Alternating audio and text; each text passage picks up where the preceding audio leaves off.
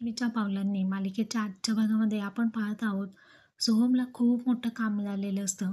त्या आनंदामध्ये तो डायरेक्टली काजलला भेटायला तिच्या कॅफेमध्ये येतो आणि तिला सांगतो की मला नवीन प्रोजेक्ट मिळालेला आहे. काजलला हे ऐकून खूप आनंद होतो.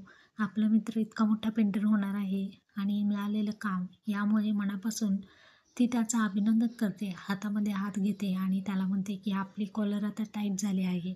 आपला मित्र, आपला सगळ्यात जवळचा मित्र पेंटर, आता बघ तू नक्कीच वर्ल्ड रेकॉर्ड तू बनवणार आहे.